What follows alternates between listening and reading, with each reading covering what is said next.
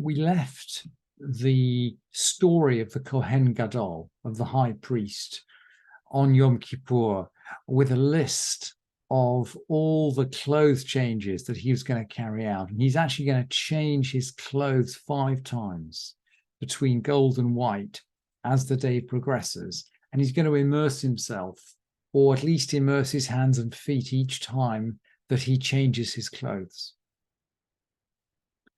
So at this point in the story, he has, he's come into the temple and he's immersed himself. So they've led him to the first place of immersion, the regular place of immersion. And that was, the rule was, anyone who comes into the Beit Mikdash, or anyone who approaches to serve in the Beit Mikdash, requires an immersion. So he's going to carry out his first immersion. And so the Mishnah, we're in Mishnah number 4 of the 3rd chapter. So the Mishnah is now going to explain how it works. And it says, Persu sadin shel butz benu levein ha'am. They spread out a linen sheet between him and between the people. He's in public, right? He's got to immerse, but he's in public. So there's a question of modesty. They spread out the linen sheet so people don't see him. And then, Pashat Yarad v'taval Allah v'nistapeg. He strips off. He goes down. This is going down into the mikveh. He immerses himself. He comes up, and then he can dry himself off. That's the first immersion. Hevilu v'gdei zahav, and then he bring him the golden garments. They're the first garments. These are the regular priestly garments, and 4 of them have actually got gold in them: the choshen, the ephod, the tzitz, and there's one, the me'il. I think the me'il might have some gold in the fringe. So some of the priestly garments actually have gold in them. These are the gold garments. So he's going to put these on, and he's going to sanctify his hands and feet. Heviulo v'dei zahav v'lavash v'kidesh yadav v'raglav. He sanctifies his hands and feet. And now he's ready to start performing the regular morning service. Now, the high priest obviously has to perform the service of Yom Kippur. But on Yom Kippur, he's actually going to perform the whole of the priestly service as well. In other words, he's going to sacrifice the regular Tamid offering, the regular morning offering, and the regular afternoon offering. Anything that's done in the Beit Mikdash that day, he will do. And when we're going to read through, of course, all these Mishnayot, and it might sound, by the way, as though he has a lot to do and he may be a little bit rushed. And the truth is, he did have a lot to do, and he was a little bit rushed. And on an ordinary day, the Kohen Gadol has the choice between whether he's going to perform the service or not, or whether he's going to leave it to another of the Kohanim to perform the service. But on Yom HaKippurim, on this day, he has to do everything. So he's going to start with the morning tamid, the regular morning offering. Heviu lo et tamid. They brought him the tamid, the morning offering. Karatzo umirat acher shrita al yado. He actually makes the cut. So he kills the animal, and by the way, he's going to catch the blood. But then he's going to hand over to someone else to finish off the rest of the shrita for him, to cut it all up. He holds the vessel and gets the blood. Uzurakor, he's going to sprinkle it, because that's the essential part of the sacrificial act, actually. It's receiving the blood and sprinkling it. And then there's incense to go with the morning tamid. We have a verse, actually. We'll come to the verse in a minute. Nichnas laktir ktoret shachar. So he goes in to offer the morning incense. Ulhetivet haneros, and to dress the lamps. Ulakri vet harosh vet ha'evarim vet ha'chavitin vet ha'yain. And he's going to go in and offer up the head and the limbs. This is the head and the limbs of the tamid. So he's going to carry that up to the altar. And the chavitin. The chavitin is a special meal offering. It's translated here as griddle cakes, but I mean, it's meal offering made into griddle cakes. And we learned before, when we learned that the high priest has a special offering, 1/10 of an ephah. tenth of an ephah of fine flour. That's his special meal offering. You remember we learned that if the high priest dies, that in the middle of the day, the rest of that day's meal offering is purchased out of public funds, because we have to carry on offering it, right? And if they haven't appointed another high priest, we still have to offer it. So this is his personal offering. He offers up the griddle cakes, v'et hayayin. These are the libations to go with the tamid. So he's going to go and carry on all that process. And the Mishnah explains, Ketoret shel shachar hayta kreva bein dam la'avarim. The morning incense was offered up actually between sprinkling the blood and offering the limbs. And that's essentially the pattern we're reading in our Mishnah, that he sprinkles the blood, and then he goes and offers the incense, and then he does the head and the limbs. So that's the morning incense. And then in the evening, there's incense in the evening too. Shel bein ha'arbaim bein evarim lansachim. In the evening, he offers it between the limbs and the drink offerings.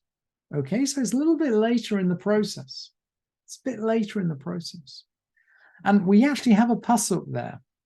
It's in Vayakel Pekudei ve'asita mizbeach miktar ketoret.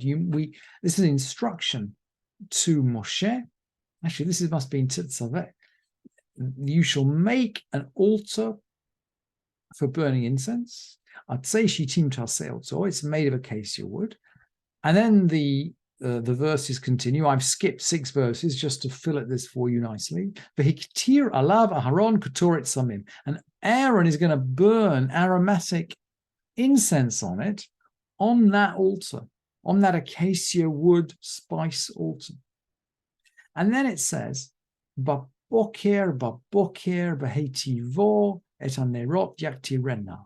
In the morning, he shall burn it. The text repeats the words in the morning, baboker, when he tends the lights. So there's something about the regularity of this in the morning. And actually the Gemara learns out from the doubled expression in the morning that it takes precedence over the tamid offering. So he does it when he does the lights, but he does it actually before he offers the limbs and the head of the tamid offering, of the regular offering. And that expression, that repetition, baboker, is not repeated in the evening. In the evening, it's in the next verse. Uv halot Aharon et hanerot bein ha'arbaim. And when he tends when he lights the lamps in the evening, yaktirena, he'll burn the incense offering. Ketoret tamid lifnei Adonai ledorotechem. It's a regular incense offering before the Lord throughout your generations. But there's no repetition there, and that's why it runs a bit later in the evening. So let's come back to our Mishnah. So the morning incense is offered up between the blood and the limbs, between sprinkling the blood and offering the limbs. And that of the evening, after the limbs, before the drink offerings. And then we learn, Im haya kohen gadol zaken, or istanis, if the high priest was either old or istanis. Istanis is a Greek-sounding word that means delicate. If he was delicate, they'd heat up some hot water for him and they'd pour into the cold water. This is the cold water of the mikveh, just to temper its coldness a little bit. And you might ask, well, hang on, what is going on here? First of all, this word instanus, we know it means delicate. There's a story that Rabban Gamliel actually bathed on the first night after his wife died. And Avalim don't bathe. And the students said to him, hey, haven't you taught us that mourners don't bathe? And he says to them, Amar lahem, einik hishar kol adam. Rabban Gamliel thinks he's a bit different. He's a bit, not quite above the law, but a little bit above the law. He's a bit different.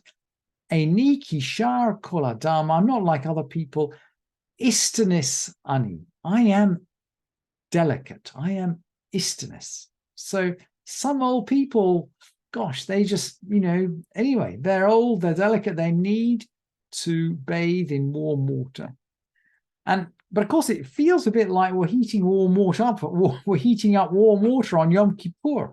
So what is going on here? And the Jerusalem Talmud says, Tanya Amar Rabbi Yudah says, Ashatot shel barzel hayumar tichin otan me'erev Yom Kippurim. So they heat up these iron bars the day before Yom Kippur, on the eve of the Day of Atonement. Umasilin letoch hatzonin kadei shetafug tzinatan, and they drop these hot bars into the cold water in order to kind of mitigate its cold. And kind of the Gemara challenges, well, look, hang on, isn't this like putting a fire out on Yom Kippur, which we know we can't do? And the Gemara ends up by saying, well, Tamad Hadin Tanya, look, the reason is that